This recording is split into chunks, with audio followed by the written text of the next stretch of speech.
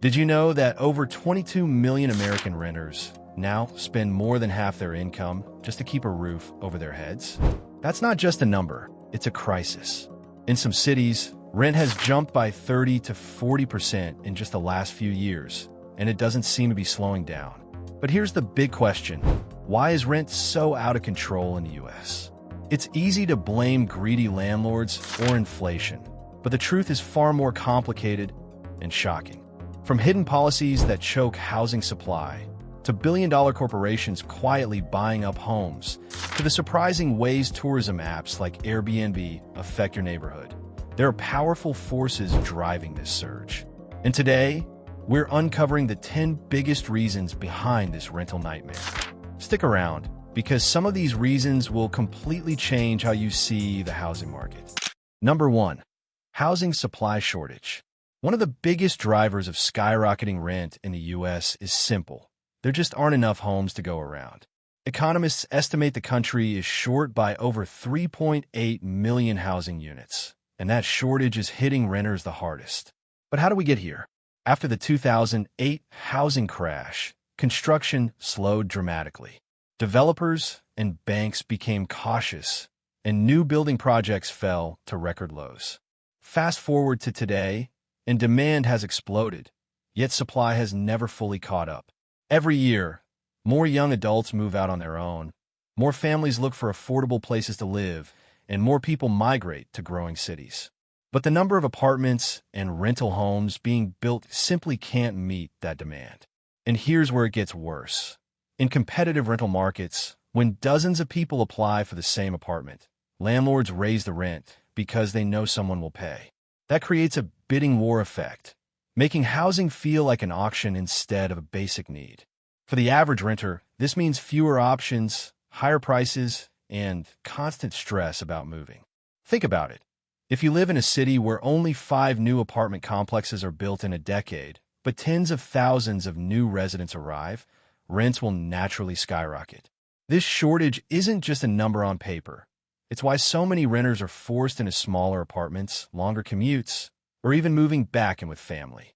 Until supply starts catching up with demand, rents will keep climbing, and renters will keep feeling the squeeze. Number 2, zoning and building restrictions. Even when there's land available, local zoning laws often make it nearly impossible to build affordable housing. In many U.S. cities, large portions of land are reserved exclusively for single-family homes.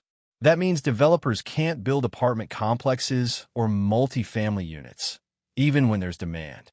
This system, often fueled by NIMBYism, not in my backyard, slows construction and keeps neighborhoods less dense. Homeowners lobby against new apartments, worried it might change the character of their community or lower property values. But here's the hidden effect. When you block housing development in one area, prices skyrocket everywhere else.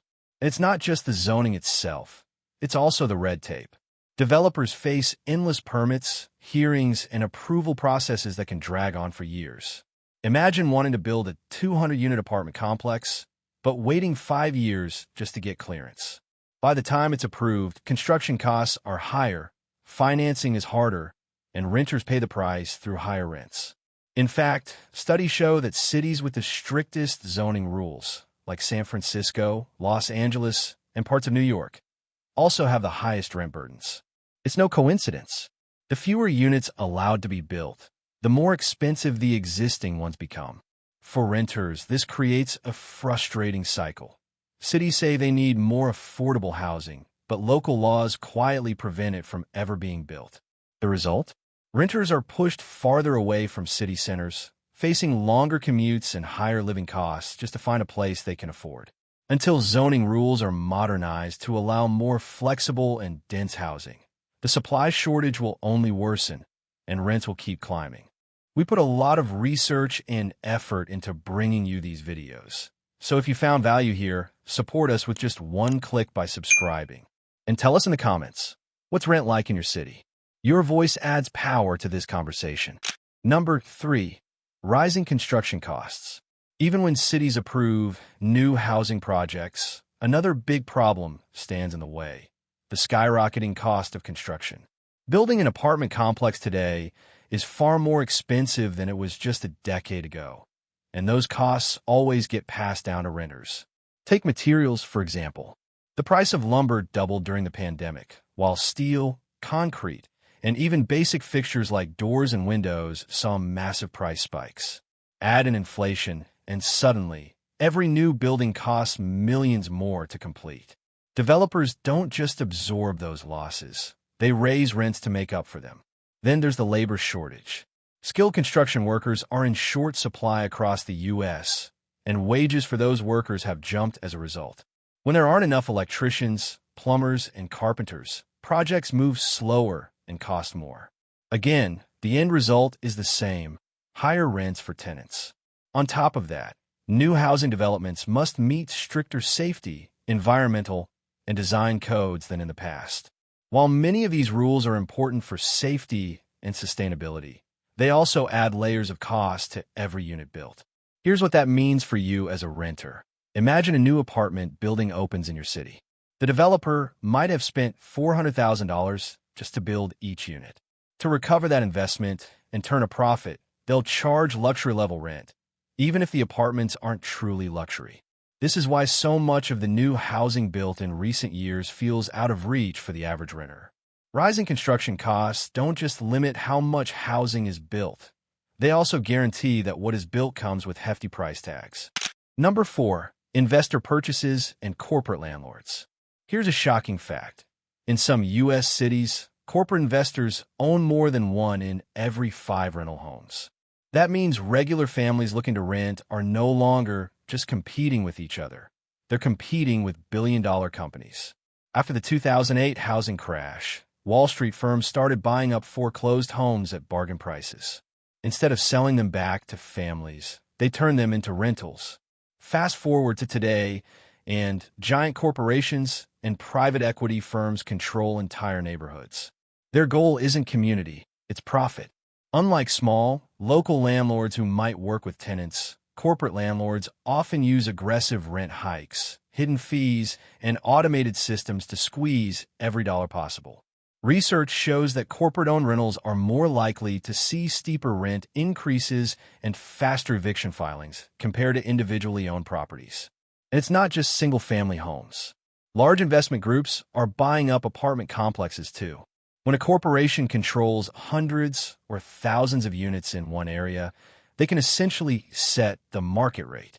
If they raise rents across the board, smaller landlords in the neighborhood often follow suit, creating a domino effect that pushes prices higher for everyone. For renters, this means less negotiating power and fewer affordable options. You're no longer renting from a neighbor or small landlord. You're dealing with a faceless system designed to maximize profit. And when investors treat homes like stocks, renters end up paying the price. This shift in ownership is quietly reshaping the rental market, and it's one of the reasons why finding an affordable place feels harder every single year. Number 5. Wage growth versus rent growth. Here's a reality check. Rents in the U.S. have been rising nearly twice as fast as wages. That means no matter how hard people work, their paychecks simply can't keep up with the cost of housing. According to a report from the National Low-Income Housing Coalition, the average American renter would need to earn over $28 an hour to afford a modest 2-bedroom apartment at fair market rent. But the national average wage for renters is closer to $22 an hour, and millions earn far less. The math just doesn't add up. This mismatch creates what experts call rent burden, when households spend more than 30% of their income on housing. Today, nearly half of all renters fall into this category, with millions spending 50% or more. That leaves little room for groceries, healthcare, savings, or emergencies. What's even more frustrating is that wages have barely budged in many industries, while rents soar year after year. For example, between 2010 and 2022, median rents climbed by about 30% nationwide, but wages only rose about 17% during the same period. That gap forces families to make tough choices, downsizing to smaller units, taking on roommates, or moving far away from jobs and schools just to survive. And here's the kicker. When rents grow faster than incomes, it creates a cycle of financial instability. Renters can't save for a down payment, which keeps them stuck in the rental market, and that continuous demand drives prices even higher. In short, until wage growth catches up, renters will remain trapped in a losing battle, watching more of their paycheck disappear in housing costs each year. Number 6. Inflation and interest rates. Another powerful force pushing rents higher is the combination of inflation and rising interest rates. On the surface, these sound like abstract economic terms, but they hit renters directly in the wallet. Let's start with inflation. When the cost of everything, groceries, utilities, transportation, goes up, landlords also feel the pressure. Property taxes rise, maintenance costs increase, and insurance premiums climb. To cover those expenses, many landlords do the obvious: raise the rent. So even if your apartment hasn't changed, inflation alone can make it more expensive to live there. Now add interest rates to the mix. The Federal Reserve has raised rates to fight inflation, which makes mortgages more expensive. That means fewer people can afford to buy homes, so they stay in the rental market longer. More renters competing for the same units equals, you guessed it, higher rents. On top of that, developers who finance new housing projects now face steeper borrowing costs. If a builder takes out a loan at a much higher interest rate, the cost of constructing new apartments skyrockets. To make a profit, they set initial rents higher, pushing the market upward across the board. The ripple effect is clear. Inflation squeezes existing renters. Interest rates keep buyers locked out of homeownership, and developers pass higher financing costs directly onto tenants. It's a triple hit that keeps renters stuck in a cycle of rising costs with no easy escape. So while inflation and interest rates might sound like problems for Wall Street, the reality is they're one of the biggest hidden drivers behind your monthly rent hike. Number 7. Urban population growth and migration. Another major factor driving up rents is the simple fact that more people are moving into cities and booming regions than ever before. This rapid population growth puts incredible pressure on housing markets that were never designed to handle such a surge. Take cities like Austin, Nashville, or Miami. Just a decade ago, they were considered relatively affordable compared to places like New York or San Francisco. But in recent years, tens of thousands of new residents have moved in, many of them remote workers fleeing high-cost coastal cities. Suddenly, demand for housing in these second-tier cities exploded, and rents followed. This isn't just about big cities, though. Smaller towns near tech hubs, universities, or major employers are also seeing an influx of new residents. When more people compete for a limited number of apartments, landlords raise rents because they know the demand is there. Migration trends make the problem worse. For example, people priced out of expensive cities often move to nearby areas. But instead of escaping high rents, they bring that demand with them, driving up costs in what were once affordable communities. It's a domino effect. Rising rents in one city spill into surrounding regions. For longtime residents, this can feel devastating. Imagine living in a city where rent used to be manageable. Then suddenly, newcomers with higher salaries arrive, and the average rent in your neighborhood jumps by 20% in just a year. It forces locals to make tough choices, move farther out, cut expenses, or risk being priced out entirely. As populations shift and cities grow, the rental market will continue to feel the squeeze, and renters on the ground are the ones paying the price. Number 8. Short-term rentals, the Airbnb effect. If you've ever wondered why apartments in your neighborhood feel scarce, one hidden culprit might be short-term rentals, better known as the Airbnb effect. In many cities, thousands of housing units that could be rented to long-term tenants are instead being converted into vacation rentals. For property owners, it makes financial sense. Why rent an apartment for $1,500 a month when you can make the same amount in just a week from tourists? But for regular renters, this shift creates a painful reality. Less housing supply means higher rents. Studies have shown that in cities with a high concentration of Airbnbs, like Los Angeles, New York, and New Orleans, average rents have climbed significantly faster than in cities without as many short-term rentals. And it's not just in big metros. Even smaller tourist towns feel the pressure. A place that once had plenty of affordable apartments for locals suddenly sees a housing crunch as owners chase tourist dollars. The ripple effect is brutal. Locals are pushed farther out of city centers, service workers struggle to live near their jobs, and communities start to feel hollowed out. In some neighborhoods, entire blocks can feel more like hotels than homes, with strangers constantly rotating in and out. To combat this, some cities have started regulating short-term rentals, limiting how many nights a property can be listed or requiring special permits. But enforcement is patchy, and in many areas, the damage is already done. For renters, the Airbnb boom has turned what used to be stable housing into a bidding war with tourists. And as long as short-term rentals remain more profitable than long-term leases, renters will keep paying the price in higher monthly costs. Number 9. Eviction moratorium aftermath.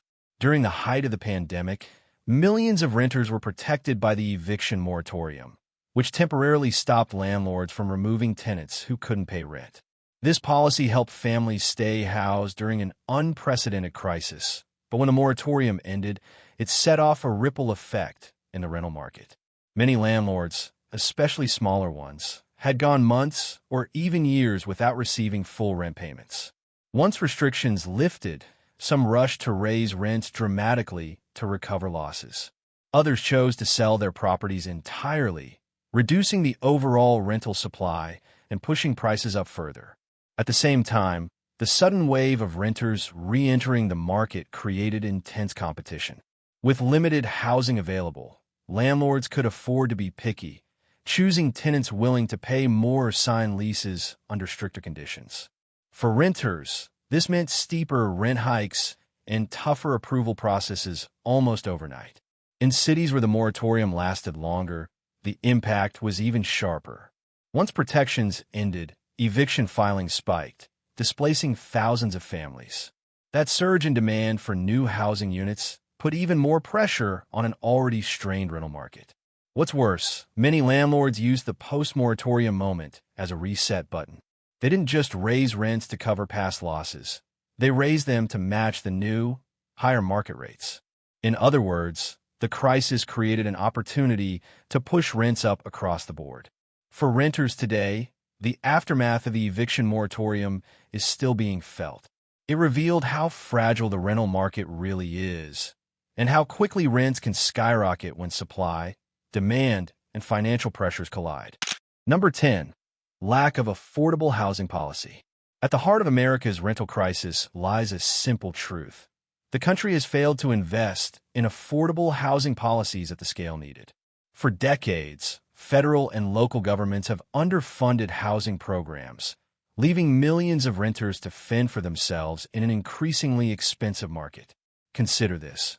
Only about 1 in 4 low-income renters who qualify for federal housing assistance actually receive it. That means millions of families who desperately need help with rent are left on waiting lists for years, or never get assistance at all. At the same time, programs that once focused on building affordable housing units have been slashed or downsized, even as demand continues to climb. On the local level, many cities talk about affordable housing, but fail to follow through with strong policies. Developers are often allowed to prioritize luxury apartments because they bring in higher profits, while affordable units remain an afterthought. Without incentives or strict requirements, most new housing never reaches the people who need it most. The result?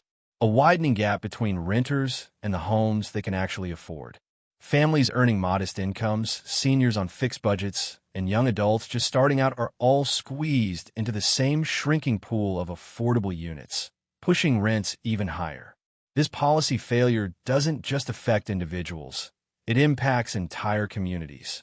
When essential workers, teachers, and service employees can't afford to live near their jobs, cities struggle to function. And yet, without bold investment in housing policy, the cycle keeps repeating.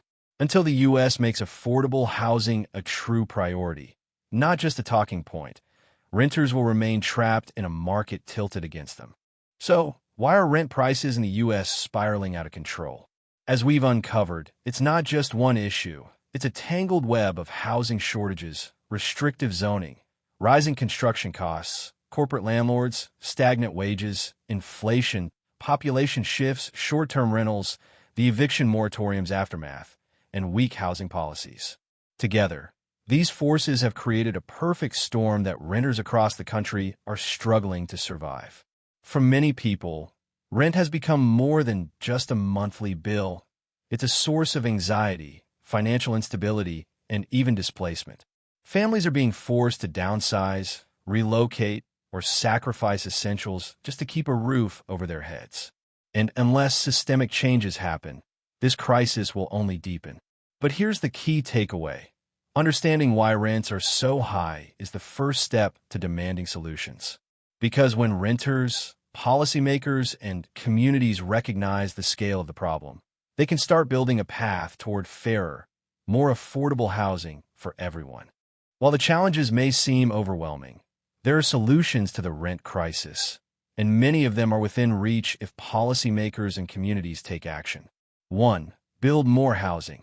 The most direct solution is also the simplest: increase supply. Cities and states need to incentivize developers to build not just luxury units, but affordable apartments and mixed-income housing. Tax breaks, subsidies, and faster approval processes can all help speed construction. 2. Reform zoning laws. Local governments must loosen restrictive zoning rules that prevent multi-family housing. Allowing more duplexes, triplexes, and apartment complexes in residential neighborhoods can dramatically expand supply and reduce pressure on rents. 3. Regulate corporate landlords and short-term rentals. Stronger oversight can stop corporate investors from monopolizing neighborhoods. Limiting how many homes one company can own and placing stricter rules on short-term rentals like Airbnb can return much-needed units to the long-term rental market. 4.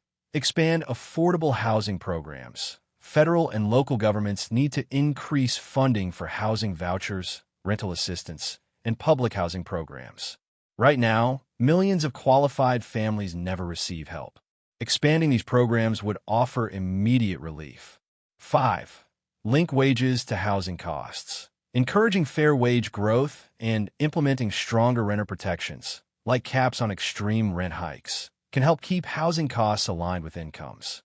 No single policy will solve the crisis overnight, but by combining supply expansion, smarter regulations, and stronger renter protections, the U.S. can begin to turn the tide.